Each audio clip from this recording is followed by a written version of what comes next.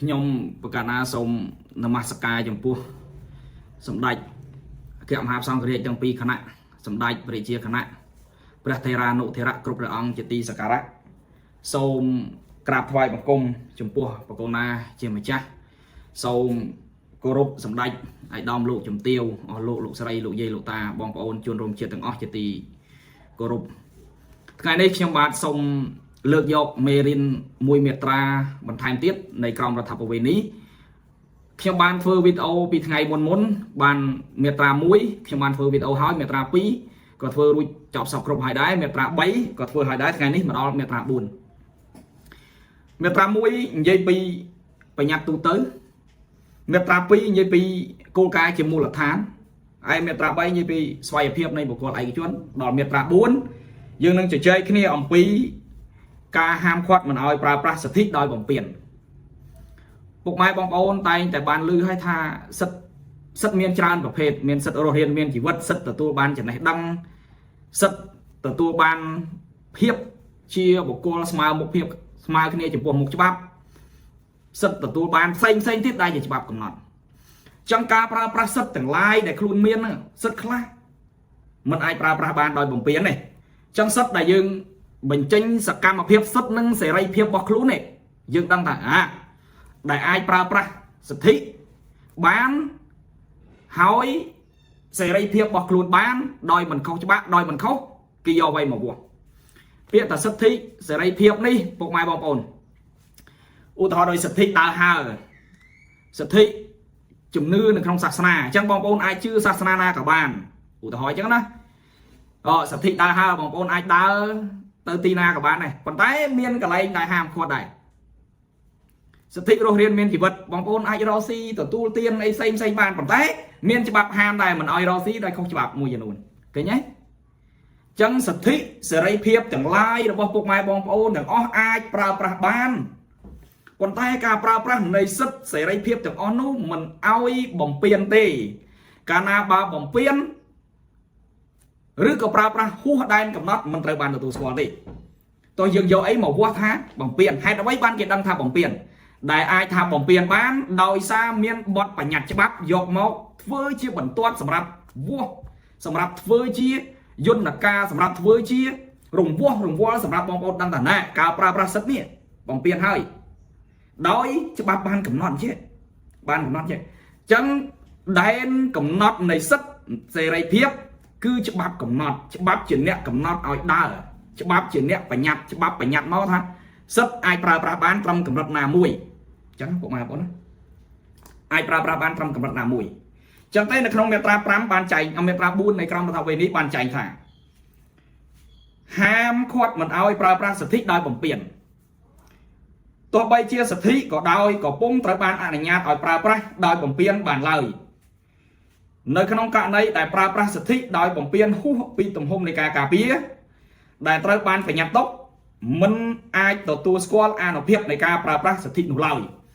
ចឹងបើកាលណាបងប្អូនប្រើប្រាស់សិទ្ធិដោយហួសអំពីបទបញ្ញត្តិសំដៅយកបទបញ្ញត្តិច្បាប់ហ្នឹងឯងហួសពីបទបញ្ញត្តិច្បាប់ដែលច្បាប់ផ្ដល់ឲ្យនេះចឹងមិនត្រូវបានទទួលស្គាល់បើមិនត្រូវបានទទួលស្គាល់មិនវិញមិនត្រូវបានទទួលស្គាល់គឺខុស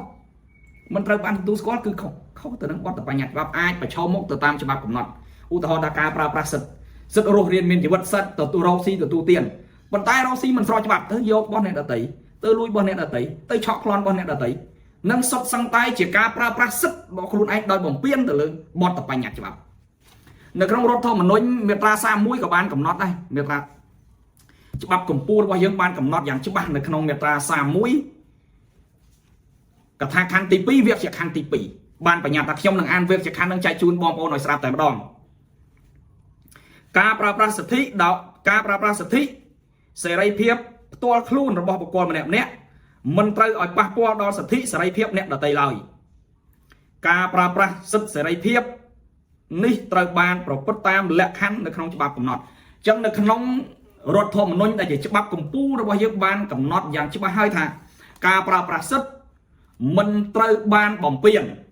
ហើយដែនកំណត់ដែលយើងដឹងថាបំពានឬក៏មិនបំពានគឺច្បាប់ជាអ្នកកំណត់គឺច្បាប់ជាអ្នកកំណត់ពុកម៉ែបងប្អូនអញ្ចឹងការប្រើប្រាស់សិទ្ធិខ្ញុំឧទាហរណ៍ថា សិទ្ធិសេរីភាពរបស់បងប្អូនច្រៀងចុះសប្បាយរីករាយចុះច្រៀងខារ៉ាអូខេចុះប៉ុន្តែច្រៀងត្រឹមកម្រិតម៉ោងប្រមាណបានដែលមិនប៉ះពាល់រំខានដល់សិទ្ធិអ្នកដទៃនឹងចំណុច1ចំណុច2ខ្ញុំឧទាហរណ៍ថាបងប្អូនអាចរកស៊ីទទួលទានបានប៉ុន្តែការទទួលទានរបស់ពុកម៉ែបងប្អូនការរកស៊ីទទួលទាននេះការធ្វើអាជីវកម្មនេះមិនត្រូវបានបំពានប៉ះពាល់ទៅលើទ្រព្យសម្បត្តិអ្នកដទៃទេការប្រើប្រាស់រកទទួលទានបើនៅលើកន្លែងអ្នកដទៃដីរបស់អ្នកដទៃជួលគេទៅធ្វើតូបជួលតូបជួលស្តង់គេដើម្បីយកមករកស៊ីធ្វើអាជីវកម្មទៅនេះហើយគឺជាការប្រើប្រាស់សិទ្ធិហើយសិទ្ធិកំណត់យ៉ាងច្បាស់កំណត់យ៉ាងច្បាស់ថាមិនត្រូវបានបំពានលើបទបញ្ញត្តិទេអញ្ចឹងពុកម៉ែបងប្អូនអញ្ចឹងការប្រើប្រាស់សិទ្ធិទាំងអស់នេះកាលណាបើយើងប្រើប្រាស់សិទ្ធិហួសពីបទបញ្ញត្តិគឺមិនត្រូវបានទទួលស្គាល់ទេតែមិនត្រូវបានទទួលស្គាល់គឺផ្ទុយពីបទបញ្ញត្តិច្បាប់តែផ្ទុយពីបទបញ្ញត្តិច្បាប់ខុសច្បាប់ហើយតែខុសច្បាប់ប្រឈមមុខទៅនឹងការដាក់ទោសទណ្ឌទៅតាមច្បាប់កំណត់ហើយខ្ញុំមិនកំណត់ថាខ្ញុំមិនបានបញ្ជាក់ថាច្បាប់កំណត់ជាប់ទោសទណ្ឌប្រមាណទេដោយសារទៅតាមយោងទៅតាមសកម្មភាពយោងទៅតាមស្ថានភាពជាក់ស្ដែងយោងទៅតាមបទបញ្ញត្តិច្បាប់ដែលមានជាធរមានបងប្អូនណាអញ្ចឹងទេខ្ញុំសូមសង្ខេបមកវិញថាការប្រើប្រាស់សិទ្ធិនៅក្នុងក្រមរដ្ឋប្បវេណីមាត្រា4ឬក៏នៅក្នុងច្បាប់កម្ពុជារបស់យើងមាត្រា31បានកំណត់ឲ្យថាការប្រើប្រាស់សិទ្ធិសេរីភាពមិនត្រូវឲ្យហួសពីដែនបញ្ញត្តិមិនត្រូវឲ្យហួសពីបទបញ្ញត្តិច្បាប់ទេត្រូវយកច្បាប់មកជាគោលសម្រាប់រង្វាស់ពីសិទ្ធិនិងសេរីភាពរបស់យើងទាំងអស់គ្នាអញ្ចឹងទេខ្ញុំមានតែប៉ុណ្ណេះទេពុកម៉ែបងប្អូនណាថ្ងៃនេះវីដេអូនេះគឺជជែក